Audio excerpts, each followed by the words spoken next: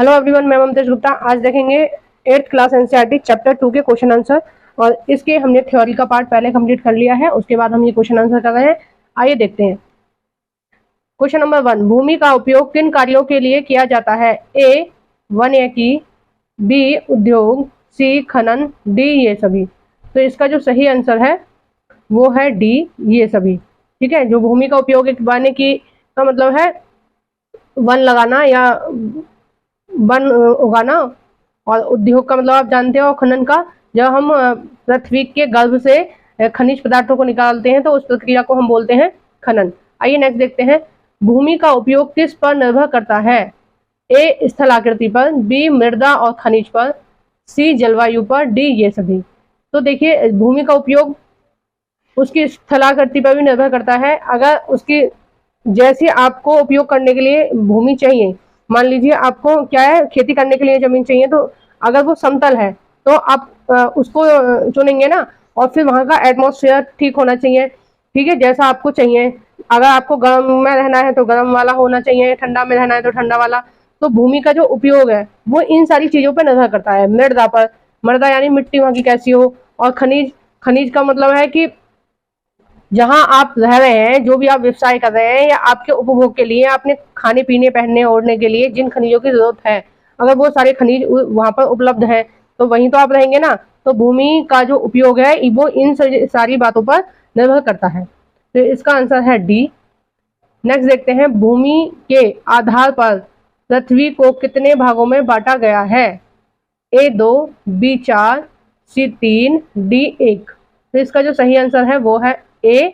और स्वामित्व के आधार पे एक तो निजी स्वामित्व होता है और एक सामूहिक स्वामित्व होता है, या सामुदायिक स्वामित्व भी उसको बोल सकते हैं। तो देखिए, निजी स्वामित्व तो हो गया कि आपकी आपकी अपनी भूमि है, ठीक है। जैसे आपने पैसे देके अपने कोई भी पैसे खर्च करके अपने लिए कोई भी एक जमीन खरीद ली, तो उसको कह सकते हैं कि वो आपकी भूमि है। इसका मतलब यह है कि आपकी निजी भूमियां, आप उस पर चाहें तो जो भी कर सकते हैं, ठीक है, मकान बना सकते हैं, खेती कर सकते हैं, जो आपका मन आए, या कोई उद्योग लगा सकते हैं। वो तो हो गई निजी भूमि। और एक होती है सामुदायिक भूमि। सामुदायिक भूमि का मतलब होता है कि बहुत सारे लोगों की साझा भूमि होती है। अब जैसे देखिए, जो ग्राम समाज की जमीन होती है या फिर जो सरकारी जमीन होती है, ठीक है। ग्राम समाज की जमीन का मतलब हो गया कि जो ग्राम समाज की जमीन है, ग्राम समाज, गांव का समाज, ठीक है। तो ग्राम समाज की जमीन का मतलब हो गया उस गांव में जो भी सरकारी जमीन है उसका उपयोग उस गांव के लोग किसी भी काम के लिए कर सकते हैं, ठीक है ना। वहां पर क्या है, स्कूल भी बनाया जा सकता है, वहां पे कोई सार्वजनिक उद्योग लगाया जा सकता है, जिसका उपयोग क्या है, पूरे की पूरे गांव के लोग करेंगे, हैं। उसी तरह से जंगलों में कुछ जनजातियां रहती हैं, तो उन्होंने ये चीज फिक्स कर दी है कि ये वाली जनजाति है, ये इस वाले जंगल में से फल या सब्जियां या फिर कोई ड्राई फ्रूट तोड़ के मार्केट में बेच सकती हैं।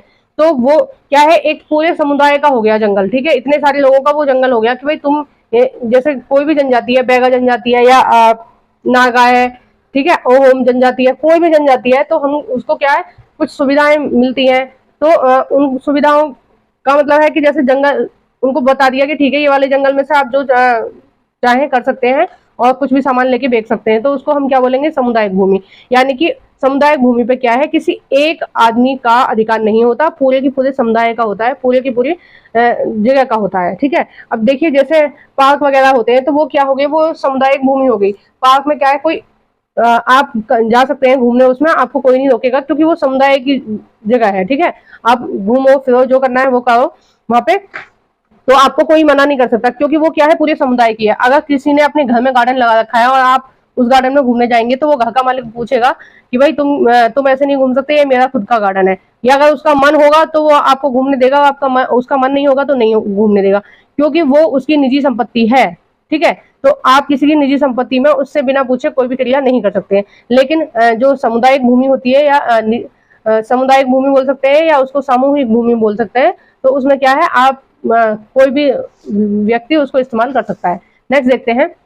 4th, प्राकृतिक वनस्पतियों के लिए अनुकूल है? ए जलमंडल, ए स्थलमंडल, बी जलमंडल, सी वायुमंडल, डी तीनों का जुड़ा हुआ क्षेत्र। तो देखो, वनस्पति कैसी जगह पर उगेंगी, पूरे की पूरे पानी में नहीं उग सकती, पूरे की पूरे वायु में नहीं उग सकती, और स्थलमंडल, अगर कहीं केवल स्थलमंडल है और जलमंडल और वायुमंडल नहीं है तो नहीं उग सकती। तो वनस्पति को उगने के लिए क्या चाहिए, तीनों चीज चाहिए। जहां पर स्थल मंडल हो यानी भूमि भी हो, वहां पर वायु भी हो, ठीक है। पौधे भी तो ऑक्सीजन वो कार्बन डाइऑक्साइड लेंगे, तो कार्बन डाइऑक्साइड लेंगे कहाँ से लेंगे, वायुमंडल होगा तभी तो लेंगे, और पौधों को जल की आवश्यकता भी होती है। आइए नेक्स्ट देखते हैं, वनस्पति के क्या लाभ हैं। ए, रक्षा मेखला।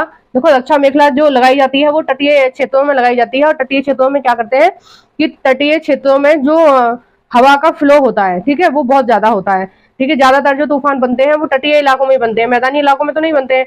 तटीय इलाकों से मतलब उस इलाके की बात कर रही हूँ मैं जहां पर समुद्र और पृथ्वी दोनों मिल रहे होते हैं, तो मतलब समुद्र और जमीन दोनों मिल रहे होते हैं, ठीक है, समुद्र और स्थल दोनों मिल रहे होते हैं, उसको बोलते हैं हम तटीय क्षेत्र, ठीक है। जैसे कि मैं थोड़ा सा इसमें दिखा देती हूँ मैप में। देखिए ये जो है ना, ये इलाके साइड वाले, इनको बोलेंगे तटीय क्षेत्र, ठीक है, इनको बोलेंगे हम तटीय क्षेत्र, इनको क्या बोलेंगे, तटीय क्षेत्र।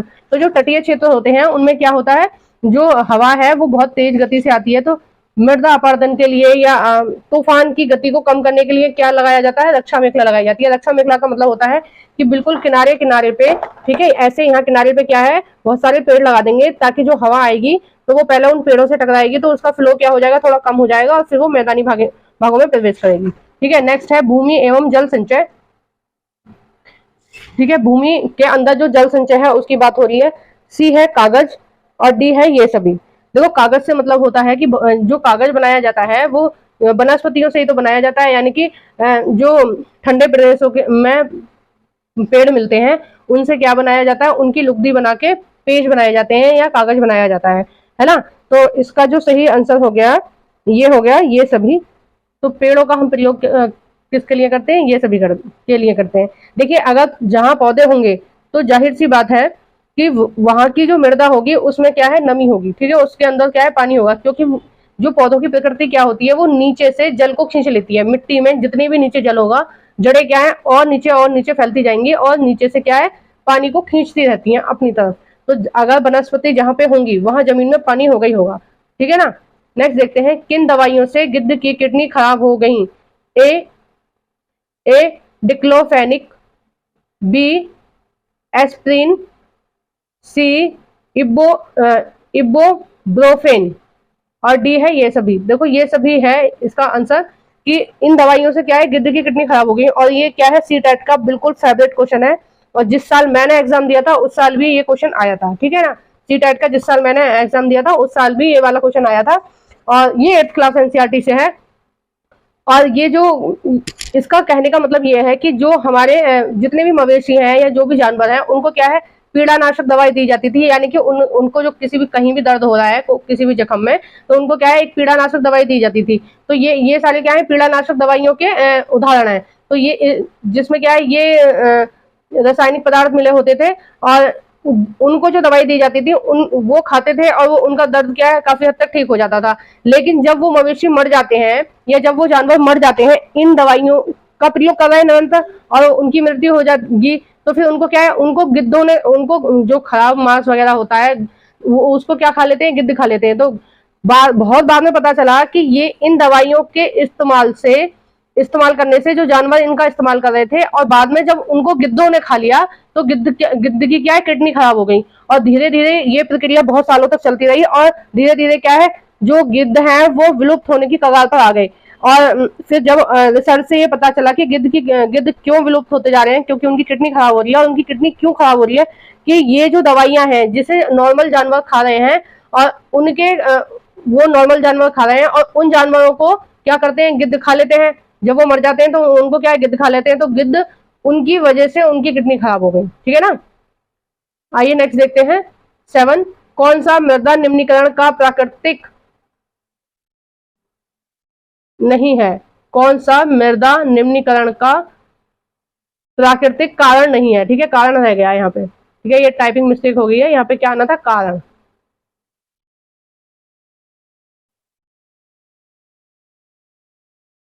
कारण, ठीक है, आप समझ जाना, मेरी राइटिंग थोड़ी ऐसी है, मैं इस पे लिख नहीं पाती हूँ। तो ये क्या है, कारण। तो मृदा निम्नीकरण यानी कि मृदा के खराब होने की क्या क्या कारण हो सकते हैं, ठीक है, मृदा क्यों खराब हो रही है, उसके क्या प्राकृतिक कारण। तो मृदा किस किस कारणों से खराब होती है? एक तो प्राकृतिक कारणों से, यानी कि ऑटोमेटिक भगवान की कृपा से ही वो खराब हो रही है, प्रकृति की कुछ क्रियाओं से खराब हो रही है। और दूसरा होता है मानवीय क्रियाओं से, यानी कि मनुष्य कोई छेड़छाड़ कर रहा है, उसकी वजह से मृदा खराब हो रही है। तो 7th क्वेश्चन में हम देखेंगे प्राकृतिक कारणों से। तो देखिए, एक ए है वर्षा का दोहन, बी है बाढ़, सी है भूस्खलन और डी है वनो उन्मूलन। तो देखिए, ये तो तीनों क्या है? ये तो तीनों प्राकृतिक कारण है। देखो, वर्षा से भी क्या है, मृदा खराब हो जाती है, क्योंकि मृदा का अपरदन हो जाता है। ठीक है, मृदा क्या है, टूट के बहने लगती है, गिरने लगती है ना। पहाड़ क्या है, गिर जाते हैं, पहाड़ झड़ने लगते हैं ना बारिश में। और देखिए, भूस्खलन, भूस्खलन का मतलब है वही मैंने जो बताया, पहाड़ क्या है, टूट के गिर जाते हैं। और अगर बाढ़ आएगी तो क्या है, अपने साथ मिट्टी भी तो लेके जाएगी। लेकिन वनो उन्मूलन का मतलब होता है कि वनों की कटाई करना। ठीक है, अगर जो मनुष्य है वो वनों की कटाई कर रहा है, उसकी वजह से क्या है, ये मृदा का निम्नीकरण हो रहा है। तो ये तो सारे प्राकृतिक कारण तीनों, और चौथा क्या है, प्राकृतिक कारण नहीं है, ये मानवीय कारण है। क्वेश्चन नंबर 8, कौन सा मृदा निम्नीकरण का मानवीय कारण है? अब देखिए क्या पूछा है, मृदा निम्नीकरण का, क्योंकि किस कारण से क्या है, मृदा खराब हो रही है। कारण क्या है मृदा के खराब होने का? जिसमें क्या है, मनुष्य इन्वॉल्व है। ठीक है, क्या है, मानव क्या है, इन्वॉल्व है। मानव की वजह से क्यों मृदा खराब हो रही है, वो कारण का हमें कौन सा कारण नहीं है। अब देखिए, वनो उन्मूलन मैंने ऊपर वाले में बताया है कि वनों की क्या है, कटाई करने से क्या हो रहा है, मृदा खराब हो जाती है। रासायनिक उर्वरक, जो इंसान होते हैं वो क्या करते हैं, अपने खेतों में रासायनिक उर्वरक डालते हैं, उसकी वजह से क्या है, मृदा खराब हो जाती है। अतिचरण, अतिचरण का क्या मतलब होता है कि जो कुछ सेंसिटिव इलाके हैं, यानी कि जिनमें क्या है, वनस्पति की कमी है ना, उसमें क्या है, हम अपने मवेशियों को चरने के लिए छोड़ देते हैं। जैसे भेड़ पालते हैं लोग, ऊंट पालते हैं, है ना, बकरियां पालते हैं। तो वो क्या करते हैं, हजारों की संख्या में ऐसे ही उनको अपने मवेशियों को, अपने जानवरों को ऐसे ही छोड़ देते हैं चरने के लिए। तो वो क्या है, पूरे के पूरे इलाके साफ कर देते हैं, पूरे के पूरे पहाड़ों को नंगा कर देती हैं वो जो जानवर होते हैं, और पूरी की पूरी घास वहां से खा लेती हैं। उससे क्या है, फिर वो जब पहाड़ नंगे हो जाते हैं, ठीक है, उनसे जो वनस्पति का आवरण है वो हट जाता है। तो वो क्या है, उनसे ही भूस्खलन होने लगता है, या क्या है, मृदा अपरदन होने लगता है। तो देखो, ये तीनों जो क्रिया हैं, ये तो हो गई मानवीय, और हमने पूछा है मानवीय कारण नहीं है, मानवीय क्रियाओं के द्वारा नहीं हो रहा है निम्नीकरण, कौन सा है? तो ये है भूस्खलन। भूस्खलन क्या है, वो ऑटोमेटिक होता है। ठीक है ना, अपने आप पहाड़ों का टूटना, चटकना, या किसी भी क्रिया के कारण कुछ भी दिक्कत आ रही है, तो उसको हम बोलते हैं भूस्खलन। तो प्राकृतिक कारण होता है भूस्खलन। ठीक है, नेक्स्ट देखते हैं क्वेश्चन नंबर 9, निम्नलिखित में से क्या मृदा निर्माण में सहायक है? देखिए, मृदा निर्माण में क्या चीज सहायक है, वो चीज पूछी है। तो आपने अगर चैप्टर पढ़ा होगा तो आप जान ही गए होंगे।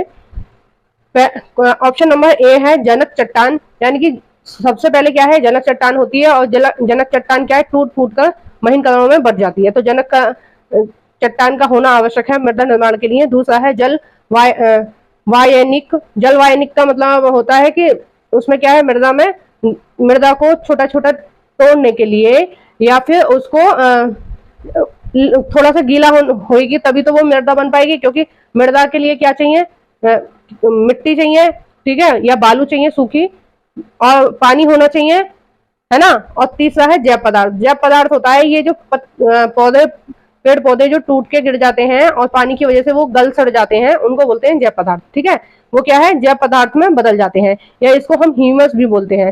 तो मृदा निर्माण के लिए ये सारी चीजों की जरूरत होती है। ऑप्शन नंबर डी एकदम सही है। नेक्स्ट देखते हैं, निम्नलिखित में से भूस्खलन के कारण क्या है? अब देखिए, भूस्खलन क्यों होता है? भूकंप आने से, जब पृथ्वी में क्या है, हलचल होगी तो उसकी वजह से भी क्या है, जो भूस्खलन हो जाता है। दूसरा है ज्वालामुखी। ज्वालामुखी विस्फोट होएगा, तो जब भी विस्फोट होएगा तो एकदम से होता है, तो वहां उतने एरिया की क्या है, मृदा जो भूमि है वो हिल जाती है, और वहां से क्या है, मृदा में क्या है, दरारें पड़ जाती हैं बड़ी बड़ी, जहां भी भूकंप आता है। सी है बाढ़। देखो, बहुत ज्यादा पानी आएगा तो मिट्टी की जो सतह है वो क्या है, ढीली हो जाएगी, और ढीली होने के कारण क्या है, वो नीचे की तरफ ऑटोमेटिक धंसने लगेगी। तो बाढ़ की वजह से भी भूस्खलन होता है। तो इसका जो सही आंसर हो गया वो हो गया डी। ठीक है, और इसी तरह की और वीडियोस के लिए सब्सक्राइब करें मेरा चैनल एनसीईआरटी ममतेज गुप्ता। मेरी वीडियो को प्लीज लाइक करें, शेयर करें और सब्सक्राइब करें मेरे चैनल को। Thank you for watching everyone.